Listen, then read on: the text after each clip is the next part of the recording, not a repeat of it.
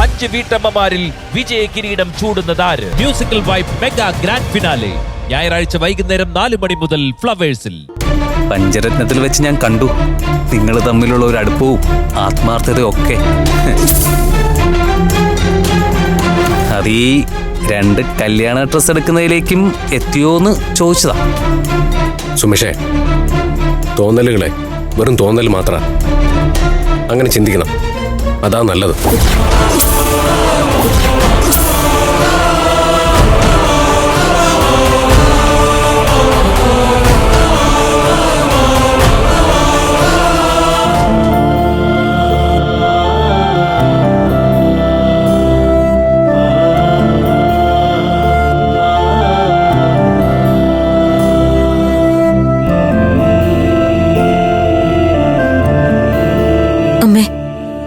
ഞങ്ങൾക്കൊരു തീരുമാനം എടുക്കാൻ കഴിയുന്നില്ല.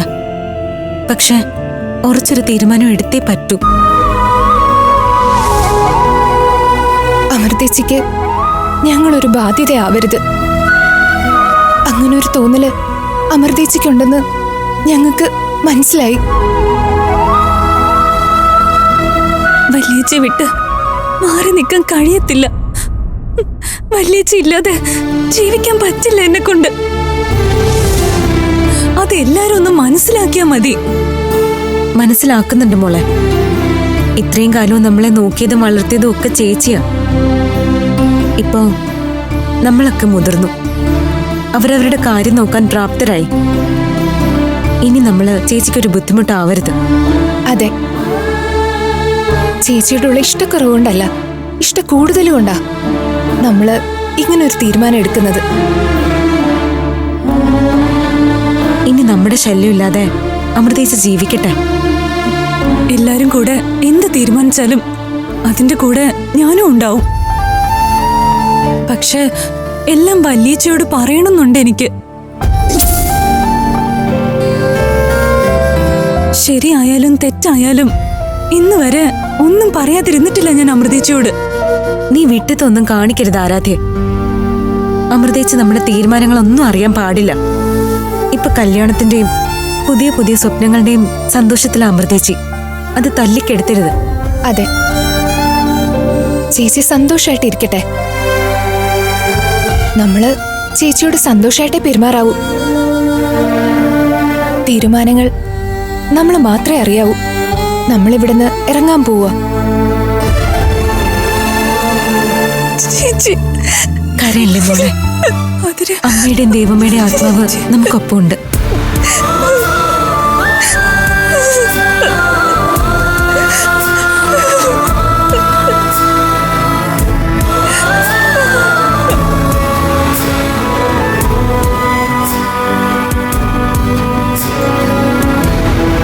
കരയില്ലേ മോളെ.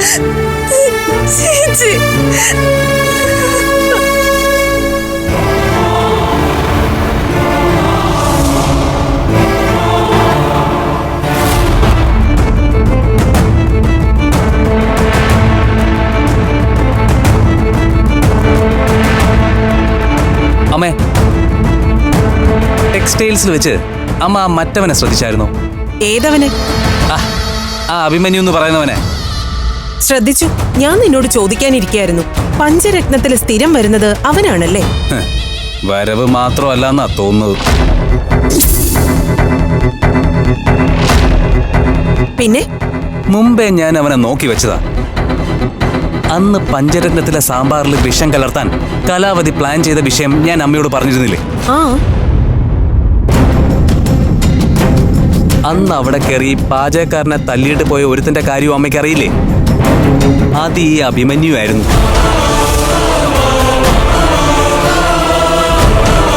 ഹീറോയെ പോലെ അവൻ അവിടെ നിന്ന് ഇറങ്ങി പോകുമ്പോ അമൃതയുടെ ഒരു നന്ദി പറച്ചിലുണ്ടായിരുന്നു. ഞാൻ വ്യക്തമായിട്ട് അന്ന് കണ്ടതാണ്. അവളുടെ കണ്ണില് അവനോടുള്ള ഒരു ആരാധന. അവര് തമ്മിൽ അടുപ്പമുണ്ടെന്നാണോ നീ പറഞ്ഞു വരുന്നത്? അടുപ്പമുണ്ട്. അത് അമൃതയോട് മാത്രമല്ല, പഞ്ചരത്നത്തില് മൊത്തമായിട്ട് അവനൊരു ആധിപത്യമുണ്ട്. അനിയത്തിമാർക്കൊക്കെ അവനെ വലിയ കാര്യമാണ്. ഇന്ന് ഒരേ ടെക്സ്റ്റൈൽസിൽ തന്നെ തുണിയെടുക്കാൻ വന്നത് യാദൃശികമാണെന്ന് തോന്നുന്നുണ്ടോ അമ്മയ്ക്ക്? പിന്നെ ഹ്, അത് പരസ്പരം പറഞ്ഞുറപ്പിച്ചിട്ടുള്ള ഒരു വരവായിട്ടാ എനിക്ക് തോന്നിയത്. ഹ്, അല്ലെങ്കിൽ ഒരേ ടെക്സ്റ്റൈൽസിൽ ഒരേ സമയത്ത് അവനും കൂടി എങ്ങനെ വന്നു?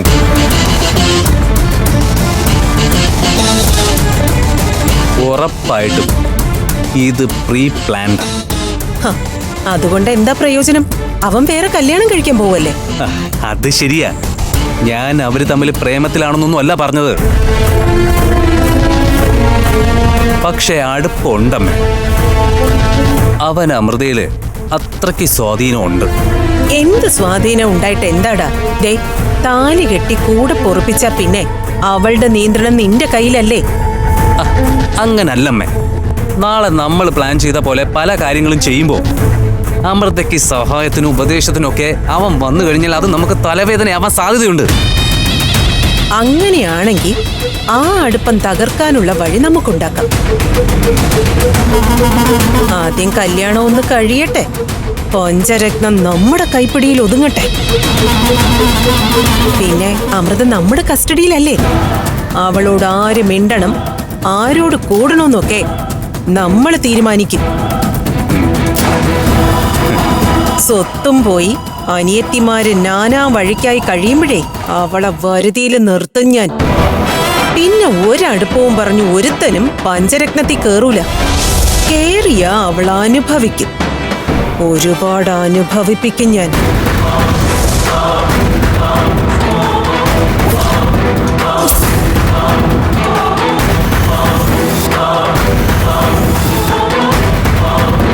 ചേട്ടന് എത്ര പിടിച്ചില്ലേലും ഉള്ള കാര്യം പറയാലോ. ദിവ്യേട്ടത്തെ എനിക്കിഷ്ടായി. എന്നോട് നല്ലപോലെ സംസാരിക്കുകയൊക്കെ ചെയ്തു. നീ ഏട്ടത്തിന്നൊക്കെ വിളിച്ചു തുടങ്ങിയോ? ഇന്നു മുതല് ടെക്സ്റ്റൈൽസിൽ വെച്ചാ ഏട്ടത്തിന്ന് വിളിച്ചേ. ഇനി അങ്ങനെയല്ലേ വിളിക്കാൻ പാടുള്ളൂ. അമൃതയുടെ വീട്ടുകാരും അവിടെ തന്നെ കല്യാണ ഡ്രസ് എടുക്കാൻ വന്നത് എന്തിനായിരിക്കും? അവളുടെയും കല്യാണമായിന്ന് നമ്മളെ ബോധിപ്പിക്കാനാണോ? അത്തരം അഹങ്കാരമൊന്നും കാണിക്കുന്ന ആളല്ല അമൃത. ഇപ്പോഴും അവിടോട്ടുള്ള ചായവും ഏട്ടന് മാറിയിട്ടില്ല. എന്റെ സംശയം ഇത് രണ്ടാളും കൂടി പറഞ്ഞു ഉറപ്പിച്ചിട്ട് വന്നോന്നാ. അങ്ങനെ സംശയിക്കാം. ആ, അത് കറക്റ്റാ. നീ ചുമ്മാ ഓരോന്ന് മെനഞ്ഞുണ്ടാക്കല്ലേ.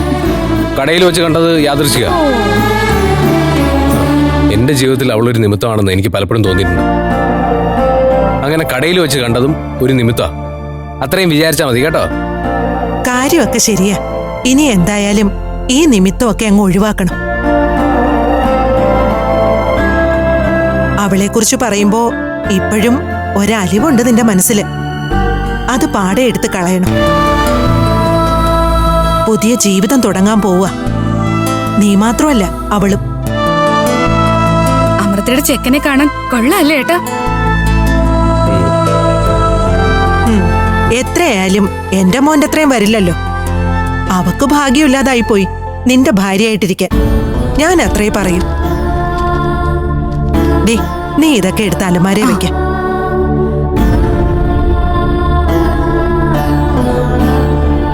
രണ്ടുപേർക്കും ഭാഗ്യമില്ലാതായിപ്പോയി അല്ലേ ഏട്ടാ? എല്ലായ്പ്പോഴും നമ്മുടെ ഇഷ്ടങ്ങൾ നടക്കണമെന്നില്ലല്ലോ. ഓരോരുത്തരുടെയും വിധി ഈശ്വരൻ തീരുമാനിച്ചിട്ടുണ്ട്. ഇത്തിരി ആഡംബരമുള്ള മനസ്സിന് പിടിക്കാത്ത പെൺകുട്ടിയെ കല്യാണം കഴിക്കാനാണ് എന്റെ വിധി.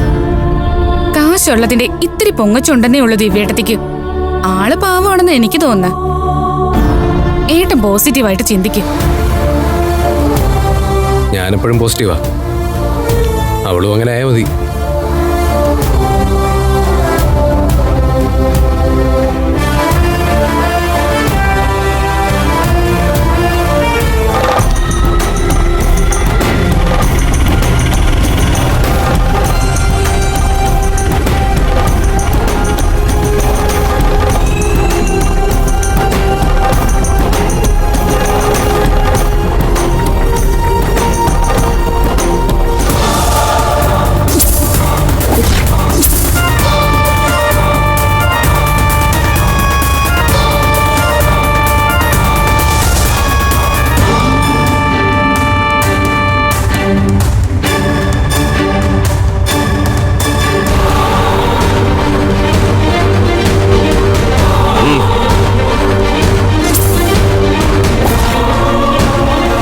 എന്തിനാ ഇപ്പൊ ഇങ്ങോട്ട് വന്നത്? ഞാൻ എന്റെ വീട്ടിലേക്കല്ലാതെ പിന്നെ വേറെ എങ്ങോട്ടാ പോവേണ്ടത്? ഇതെന്റെ വീടാണ്. ഇവിടെ ഞാൻ പറഞ്ഞത് നടക്കണം. നിങ്ങൾക്ക് മാത്രമായിട്ട് അങ്ങനെ ഇവിടെ ഒരു വീടില്ല. എന്റേത് നിന്റേതെന്ന് കണക്ക് പറയാതെ ആ കൈ അങ്ങോട്ട് മാറ്റി സോമേട്ടാ. നീ നകത്തേക്ക് കയറണ്ട. എന്റെ അനുവാദം കൂടാതെ ഈ വീട്ടിൽ നിന്ന് പുറത്തേക്ക് പോയ നീ ഇനി ഞാൻ അനുവദിച്ചിട്ട് അകത്തോട്ട് കയറിയാ മതി. അനുവാദം ചോദിച്ചിട്ട് നിങ്ങൾ തന്നില്ല, പകരം അറിയിച്ചിട്ടല്ലേ ഞാൻ പോയത്. ഞാൻ സമ്മതിച്ചില്ലല്ലോ. അതിപ്പോ എന്റെ കുറ്റമല്ലല്ലോ. പറയാനുള്ളത് ഞാൻ പറഞ്ഞു. ഇന്നെന്തായാലും നീ ഇങ്ങോട്ട് കയറണ്ട. ആങ്ങളുടെ മക്കളുടെ കല്യാണമാണല്ലോ നിനക്ക് പ്രധാനം. നീ പഞ്ചരത്തിൽ പോയി അട്ടിപ്പേരടക്ക്. അപ്പൊ എന്നെ അകത്തേക്ക് കയറാൻ നിങ്ങൾ സമ്മതിക്കില്ല? ഇല്ല. ഇനി നീ അകത്തേക്ക് കയറാൻ നോക്കിയാൽ നിന്റെ മുട്ടുകാലം ഞാൻ തല്ലുപിടി. എങ്കിൽ അതൊന്ന് കാണണമല്ലോ. സോമേട്ടാ വിടാനാ പറഞ്ഞേ. വിടാന്. എവിടെ പോണത്? സോമേട്ടാ വിടാനാ. ഞാൻ പറഞ്ഞത് കേൾക്കത്തതിന് എനിക്ക് വേണ്ട. ഇറങ്ങ.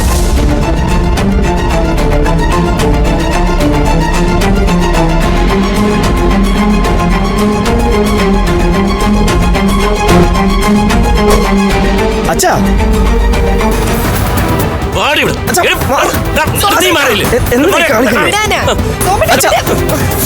അഹങ്കാരിയാണോ നിന്റെ അമ്മ? ഞാൻ എന്ത് അഹങ്കാരം കാണിച്ചു എന്നാ നിന്റെ അച്ഛൻ ഈ പറയുന്ന മോനെ?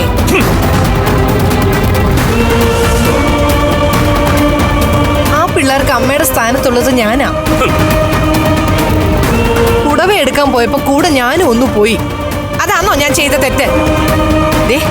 അവള് നിർബന്ധിച്ച നമുക്ക് 3 പേർക്കും ഡ്രസ്സ് എടുത്ത് തന്നിരിക്കുന്നത്. ആ സ്നേഹം കാണാനുള്ള കണ്ണ് വേണ്ടേ ഈ മനുഷ്യന്? അവളുടെ ഒരു സ്നേഹം എടുത്തെറിഞ്ഞ ഡ്രസ്സ്.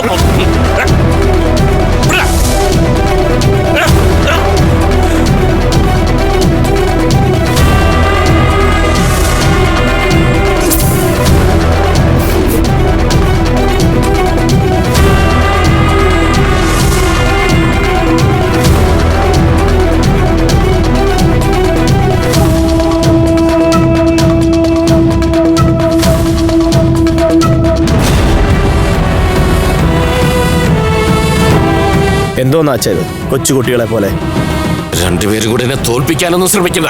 മനസ്സിലായടി?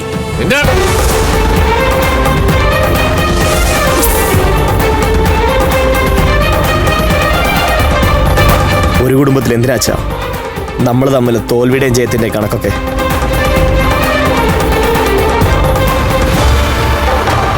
ഈ വീട്ടിൽ കയറ്റിയില്ലാന്ന് വെച്ചേ ഞാൻ തെരുവിലൊന്നും പോവില്ല. അതും കൂടി നിങ്ങൾ മനസ്സിലാക്കണം. ഞാൻ ഇവിടുന്ന് ഇറങ്ങിയ ആ നിമിഷം നിങ്ങൾ ഇവിടുന്ന് ഇറങ്ങേണ്ടി വരും. അതിനുള്ള നിയമമൊക്കെ ഉണ്ട് ഇവിടെ, അറിയാമല്ലോ. അമ്മയൊന്നും മിണ്ടായിരിക്കും. അച്ഛൻ ഇപ്പോഴത്തെ ദേഷ്യത്തിന് പറയുന്നതല്ലേ. അമ്മ അതിനൊപ്പം തുള്ളിയാലോ. അമ്മ ആരും തടയില്ല.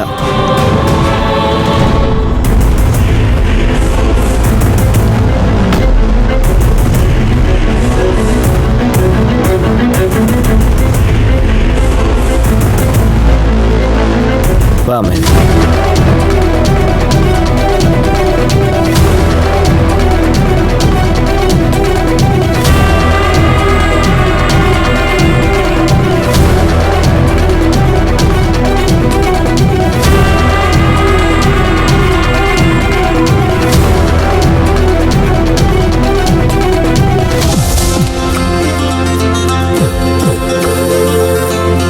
സത്യത്തിൽ നിങ്ങളെ കൂട്ടാത്തന്റെ സങ്കടത്തിലാണ് ഞാൻ ഇവിടുന്ന് പോയതെങ്കിലും അവിടെ ചെന്ന് തുണികളൊക്കെ എടുത്തപ്പോ സന്തോഷായി.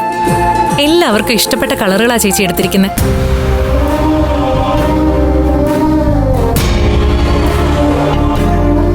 ചുരിദാർ എല്ലാവർക്കും എടുത്തേ. പുതിയ ഫാഷനിലുള്ളതാ. എല്ലാം തുണിയല്ല, റെഡിമെയ്ഡാ. ഞങ്ങളുടെ സൈസ് കറക്റ്റ് ആയില്ലെങ്കിൽ മാറ്റി വാങ്ങിക്കാൻ പറ്റുമോ? അതെന്താ ആരാധ്യ നീ അങ്ങനെ പറഞ്ഞേ? മാറ്റി മേടിക്കേണ്ട കാര്യമൊന്നുമില്ല. എനിക്കെന്താ നിങ്ങളുടെ അളവും ഭാഗവും അറിയില്ലേ?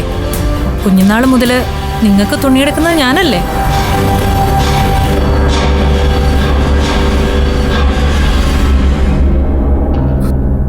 ആർക്കും എന്തോ ഒരു സന്തോഷമില്ലാത്ത.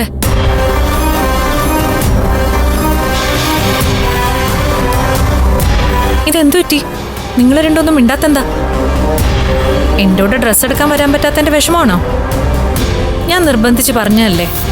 വരുന്നില്ലാന്ന് നിങ്ങൾ തന്നെയല്ലേ പറഞ്ഞ? ആ സമയത്ത് പിന്നെ ഞങ്ങൾ എന്ത് പറയണമായിരുന്നു? എന്ത് ചെയ്യാനാ മോളെ? മാമിയും സുമേഷേട്ടനും താല്പര്യം കാണിക്കാത്തോണ്ടല്ലേ?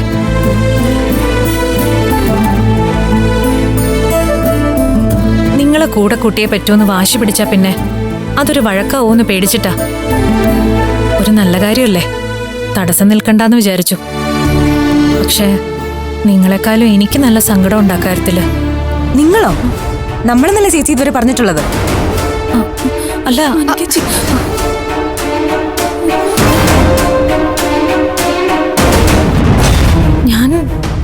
ഞാൻ അങ്ങനെയൊന്നും വിചാരിച്ച് പറഞ്ഞതല്ല.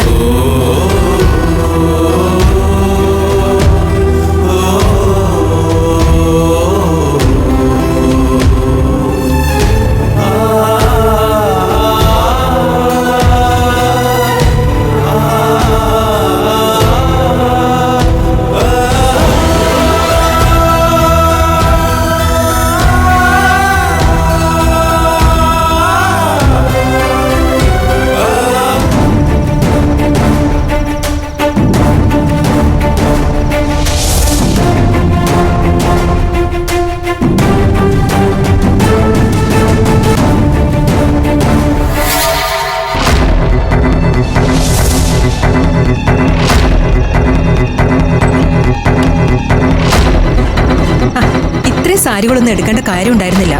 നീ സാധാരണ വല്ലപ്പോഴും അല്ലേ സാരി ഉടുക്കാറുള്ളൂ.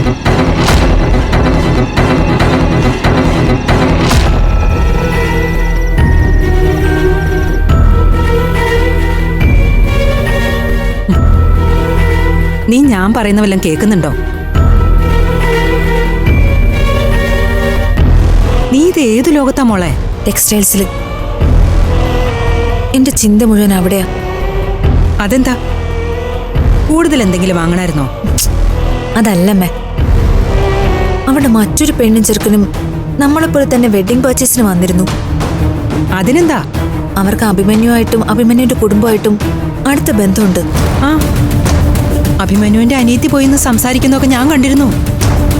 അമ്മേ, അത് വേറെ സംസാരമല്ല. മുൻപ് അഭിക്ക് കല്യാണം ആലോചിച്ച പെണ്ണ അവിടെ പുടവെടുക്കാൻ വന്നത്. അത് നിനക്കെങ്ങനെ അറിയാം? ഞാൻ കേട്ടു അവളും അബിയുടെ പെങ്ങളുമായിട്ടുള്ള സംസാരം. അത് മാത്രമല്ല, അവളും അബിയുമായിട്ട് സംസാരിക്കുന്നതും ഞാൻ കണ്ടു.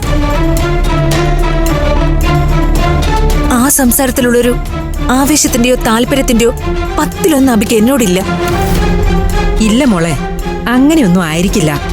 ചില കാര്യങ്ങള് നമുക്ക് വെറുതെ തോന്നും. ഇത് വെറുതെ ഒന്നും അല്ലമ്മേ. അവർ തമ്മിൽ എക്സ്ട്രാ ഓർഡിനറി റിലേഷൻഷിപ്പ് ഉണ്ട്. സാധാരണ ഇതുപോലെ വെറുതെ സംശയങ്ങൾ തോന്നുന്നത് എനിക്കാ. ഇപ്പൊ നിനക്കും തുടങ്ങിയോ? അതല്ലമ്മേ, അതിലെന്തോ ഒരു അസ്വാഭാവികത ഉണ്ട്. ആ ടെക്സ്റ്റൈൽസിൽ വെച്ച് തന്നെ അബി അവൾക്ക് എന്തോ ഗിഫ്റ്റ് കൊടുക്കുന്നതിനും ഞാൻ സാക്ഷിയാ. എന്റെ മനസ്സിൽ നിന്നും അതെങ്ങോട്ടും പോകുന്നില്ല.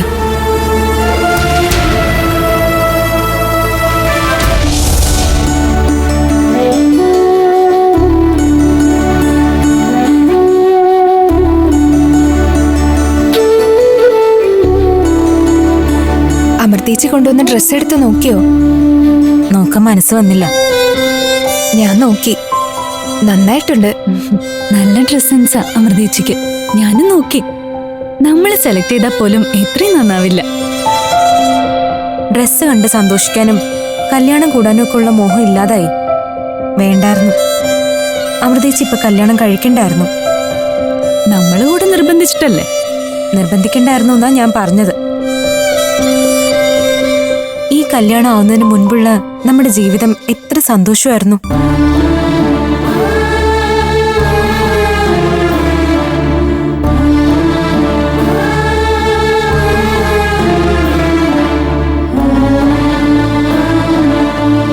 ആരും എന്നോടൊന്നും മിണ്ടുന്നില്ലല്ലോ.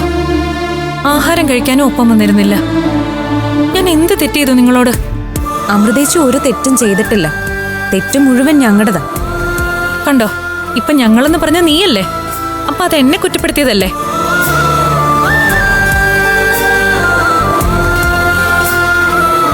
അതൊന്നും അല്ല അമൃതേച്ചി. ചെറിയ വിഷമം എല്ലാവരുടെയും മനസ്സിലുണ്ട്.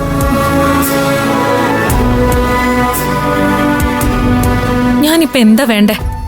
എടുത്തോണ്ട് വന്ന ഡ്രസ്സൊന്നും ഇഷ്ടമായില്ലെങ്കിൽ നാളെ തന്നെ പോയി വേറെ എടുക്കാം. അതല്ലാതെ നിങ്ങളെ സന്തോഷിപ്പിക്കാൻ ഞാൻ വേറെ എന്താ ചെയ്യണ്ടേ?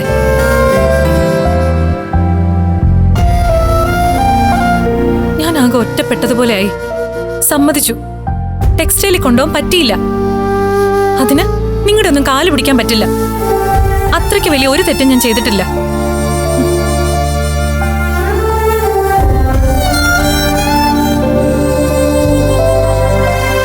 കേട്ടില്ലേ പറഞ്ഞിട്ട് പോയത്? പണ്ടൊക്കെ നമ്മുടെ മുഖമൊന്ന് വാടിയ കണ്ണു നിറയുന്ന അമൃതേച്ചിക്ക് ഇപ്പൊ നമ്മുടെ സങ്കടത്തിനൊന്നും ഒരു വിലയുമില്ല.